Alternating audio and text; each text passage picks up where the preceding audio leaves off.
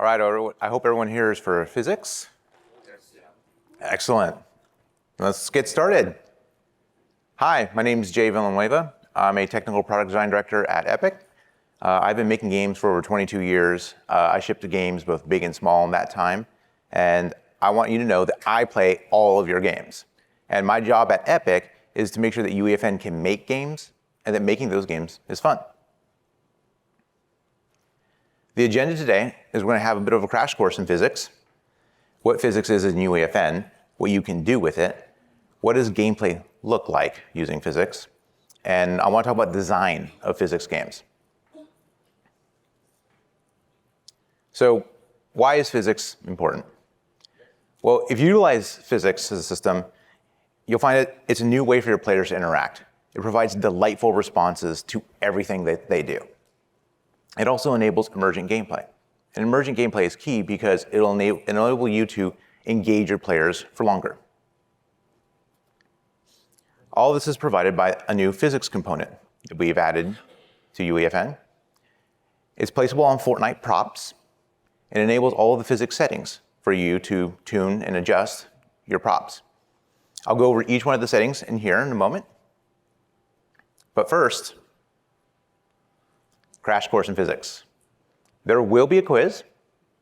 It will be in the form of all of your games. So I look forward to playing them. All right, Newton's first law. Body in motion stays in motion. I think a lot of people know this one, but just a quick reminder. If you have an object and you push it, I move this with a prop mover, without friction, without something to hit, is going to continue in motion forever. You can do that in UEFN until you adjust some of the settings. One of those first settings is linear damping. Linear damping reduces an object's linear or straight line velocity over time. It simulates friction or air resistance. It acts in opposition to the direction of motion. So you can slow things down gradually, even if no other forces are acting on it. And here's a demonstration. The blue blimp has dampening of 0.2, the green one of 0.1. As you can see, the blue one begins stopping almost immediately, and the green one a short while after. So this is one way to simulate friction or air resistance. And you'll find it right there on the component.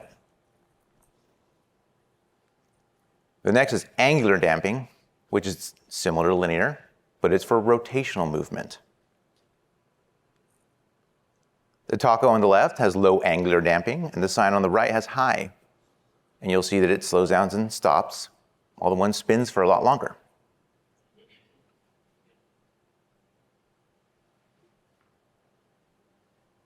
All right, that was the first law. Let's talk about Newton's second law.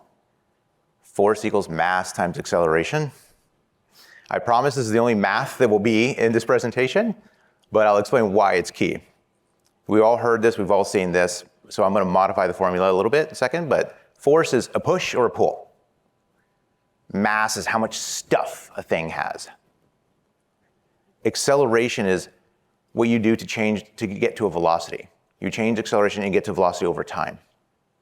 So I'm going to move the formula around. And the reason why is because what you want to do with your objects is you want to accelerate them, you want them moving. And I want you to know that you have two sort of knobs that you can twist to do that are easily movable, which is force. You can always change the force applied to an object, whether through some of the devices or some of the settings. You can also change the mass of the object. So just know that these are the two things that you're going to be messing with in order to get the behavior you want out of your creative props.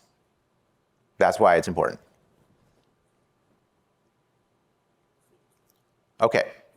These two trash bins have the same mass, but I want to change how far they go. I want to change their acceleration. So on the component, we have an impulse on hit multiplier. If you change that multiplier, you can change the amount of force that's applied to the object. So on the left, the multiplier is default, 0.1. This is the amount of force that a pickaxe will apply to physics objects. On the right is 5 times.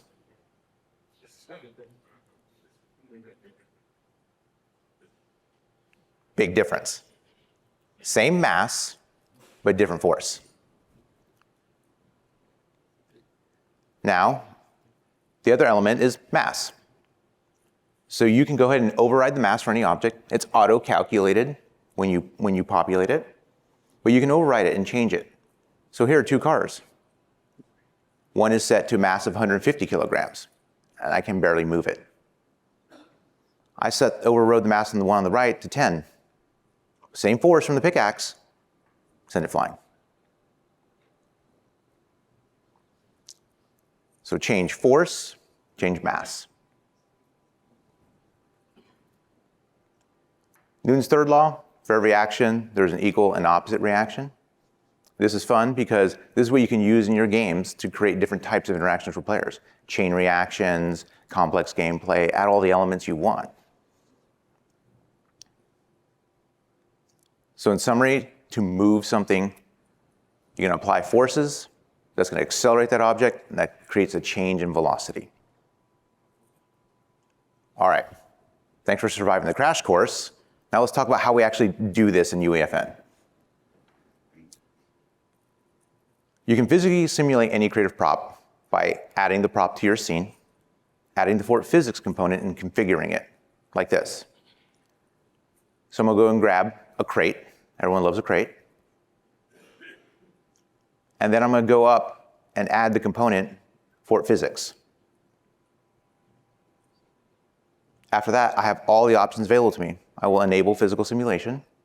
I'll override the mass. I'll override this one, I think, to 20 or so. 25. I can disable gravity. I can start it not awake. I said it's damping. I want it to slow down a little bit, but I don't want it to rotate very much. I'll leave the impulse. I also want to note that you have constraints. You can set rotation and translation constraints so that your object will only act on one axis or rotate on one axis. But I'm gonna leave them off for now. And that's it, it's configured. Then all you have to do during experimental is push changes.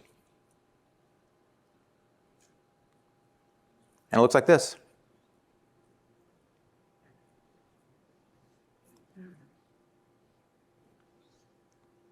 You can also do this for custom props. If you're not familiar with the workflows, I'm gonna go through it, but it's very similar. You're going to import it, set up the collision for that prop. This is a key step. You're going to then create the prop out of that static mesh, add the prop, add the component, and then configure it.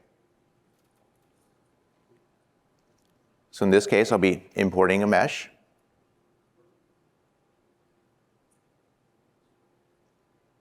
And then when I'm done importing, I'll open up the editor. And I want to go ahead and clear my collision. It may have come with some collision. Be sure to double check this. For this, I'm going to add simplified sphere collision. And then the details panel, I'm going to scroll all the way down to double check to see which collision I'm using. I want to make sure that I'm not using complex collision as simple on the complexity. Complex collision as simple does not simulate in physics, but every other property should work.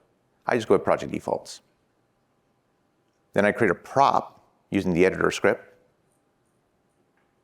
Then I drag that prop in. This one was large, so I'm going to go ahead and scale it down. Then I'm going to add the component and configure it.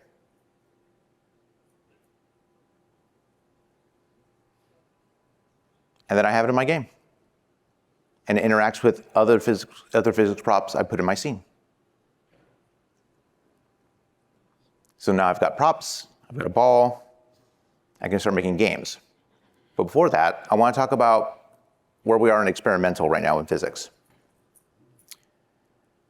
in terms of movement and interactions. There are some limitations in experimental. Currently, the player that spawns is a physically based character using mover. It is not the same character you get in Battle Royale. This character has some movement modes. It doesn't have everything, but right now it can walk, run, sprint, jump, swim, crouch, and skydive and glide. This character is being built from mover specifically for physics, to facilitate physical interactions. This character will move using physical forces. So that's key in order to actually interact with objects properly. And as far as player interaction itself during experimental, we have colliding and pushing, so you can push with the player's body. We have pickaxe, obviously as I've demonstrated. In experimental, as it stands right now, hit scan weapons also affect physical objects. So this is going to be the assault rifle, the pistol, the shotgun. Projectile weapons, support for projectile weapons and explosives will be coming later. Also, devices. You'll be able to use devices to create gameplay. We've upgraded several devices, and I'll be going over those in a little bit. So let's talk about making physics gameplay. These are the devices that we have upgraded in experimental to function with physics props in one way or another. The barrier device will block them. The air vent will propel them. These devices here apply force and set velocity. So I want to point out here that there are a couple devices that are interesting. The prop mover. The prop mover can be used to animate other props. And when those props interact with physics objects, they'll push them. So you'll be able to do things like create a pinball plunger or create a spinning blender of sorts, and it'll push objects. The next one is the teleporter. We've also upgraded the teleporter to actually move physics props. So I think that counts as applying force, because if you teleport a prop into the air, it will fall. So someone go make a Rube Goldberg machine with all of these pieces. I want to see it. So I say that some of these devices apply force and some of them set velocity. So I want to go over that example and apply what we learned earlier. Applying impulse are devices such as the pinball bumper. This applies an impulse. That takes mass into account. Force equals mass times acceleration. And then other devices such as the D-launcher. The D-launcher, is a device where you can place players exactly. Well, now you can use it with physics props. And the way the D-launcher does this is by setting the velocity object. This skips the formula entirely. It ignores mass because you're not accelerating the object. It's just saying, boom, it's going this fast now. Let me demonstrate that. So here's a pinball bumper. I have two soccer balls. The one on the left is more massive than the smaller one on the right. So I'm going to push them into those pinball bumpers, and those bumpers are going to apply the same force.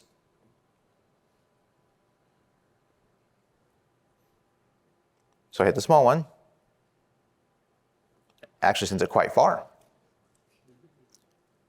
And the larger one, same force, gets a little push. It's more massive, so the same force resulted in a smaller acceleration.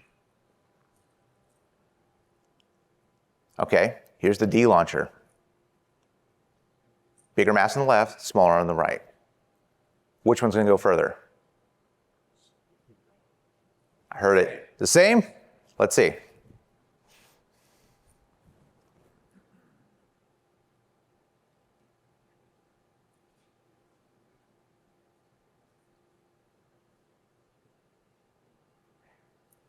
The same. Well done. A+. So that was devices. Let's talk about gameplay. So in experimental, you're going to focus really on where objects are to facilitate gameplay. And you're going to do this with events for the volume device. We've added 2 new events, on physics enter and on physics exit.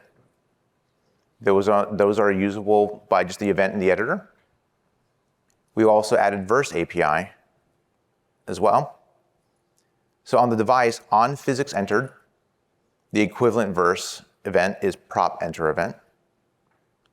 And when a prop leaves the volume, you also get on physics exit, and the verse event is prop exit event.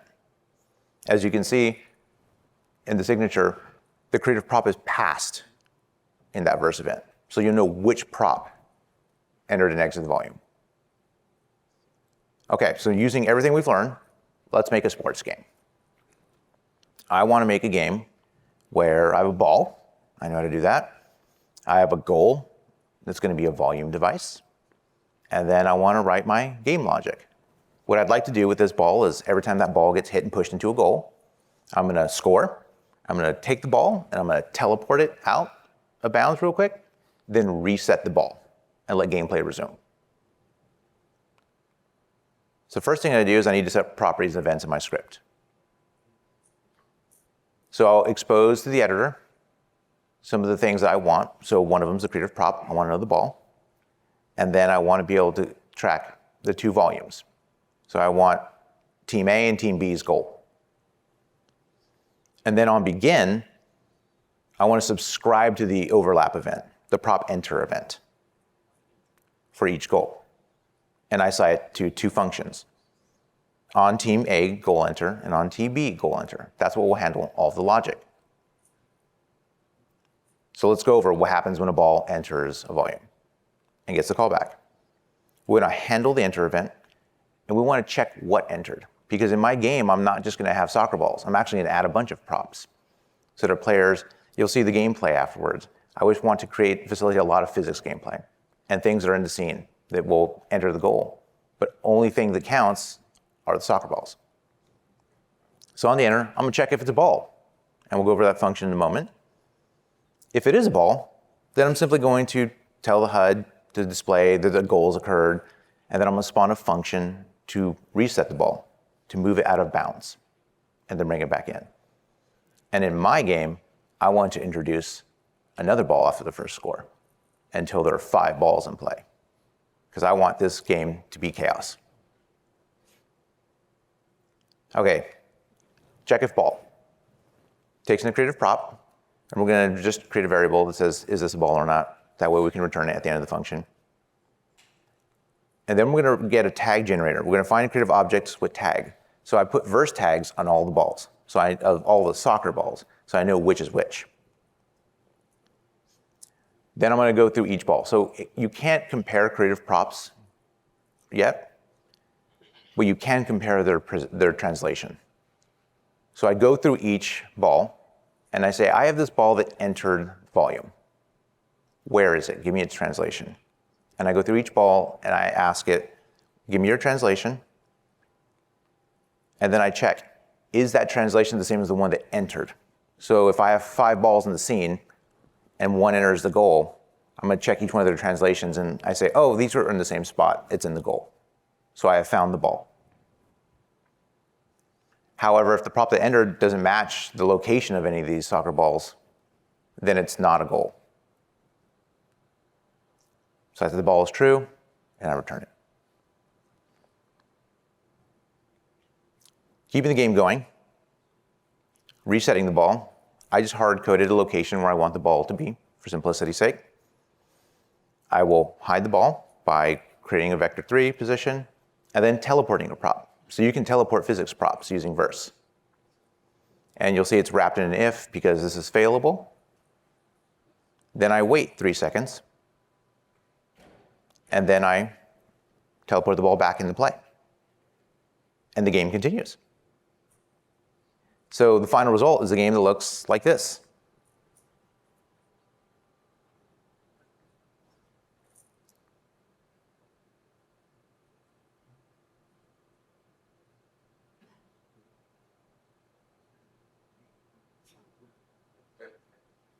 What happens a lot in this game is my engineers love to stuff the goal with all these extra props so you can't score.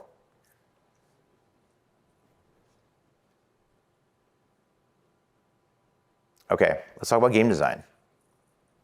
Mechanics, dynamics, aesthetics, one of my favorite subjects. The MDA framework is a paper by Robin Hunicke, Mark LeBlanc, and Robert Zubek. It's one of my favorite frameworks to apply to games. It describes a framework where you as a designer create mechanics. You create the rules of your game. And those result in dynamics and how those rules interact with each other.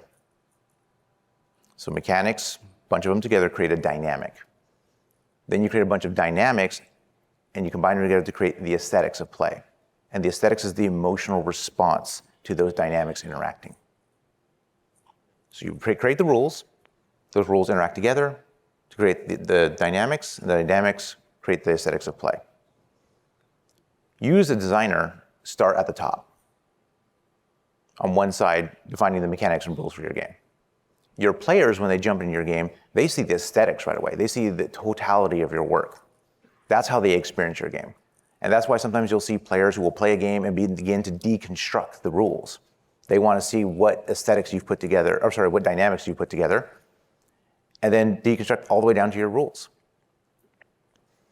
If you understand both sides of this as a game designer, this is a powerful framework to use. I want to talk about aesthetics real quick, just to be clear on what that means. So aesthetics, the emotional response to the game that you've built. Some of the aesthetics of play described in the paper are narrative. That's the emotionally resonant moment where your game has some drama. And it's really awesome to do in multiplayer games as well, because you're usually on voice chat, shouting and yelling at each other. Challenge. This is player self-imposed challenges, or the challenges presented by the game. The game is like an obstacle course. Can I get there? Discovery. Finding a new way to do something, or finding something new in the game. This game is uncharted territory where you explore it.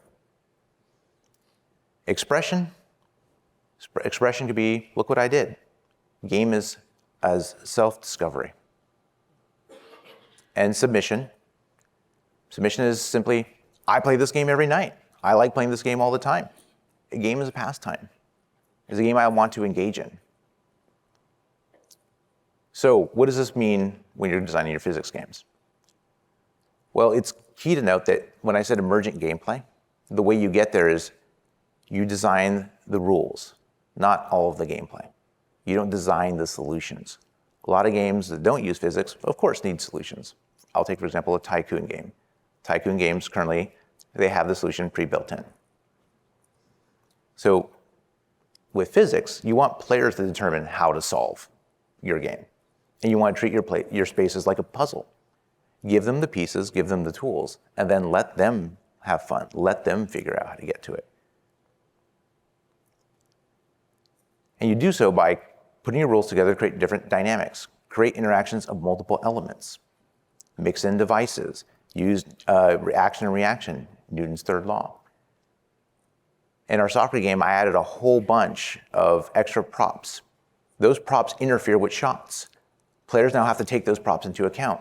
And then I didn't imagine this initially when I just built that game, but my engineers at one point, I turned around and they had stuffed the goal full of those props. I couldn't score anymore. So now I had to run over, remove the props so I could score, while in the meantime, they were scoring on me. That's a new dynamic that came out just by changing a few rules.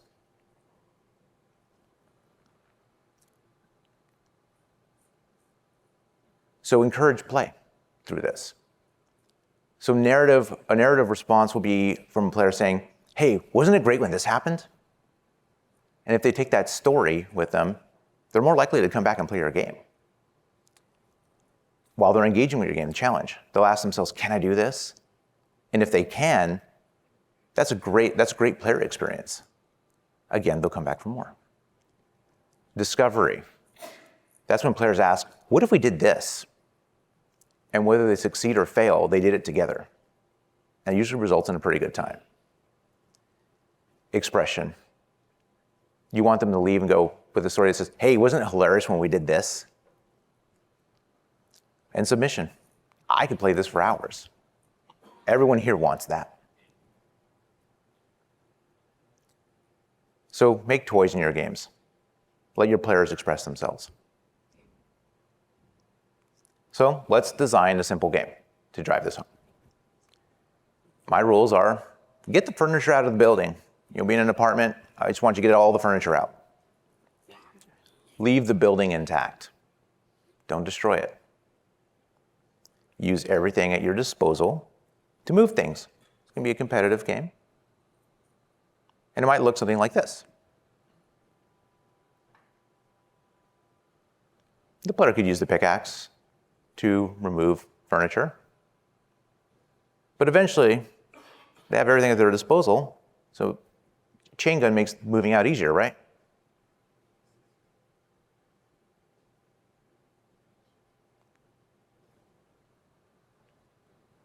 Now, the player wasn't supposed to destroy the building, but it's their choice.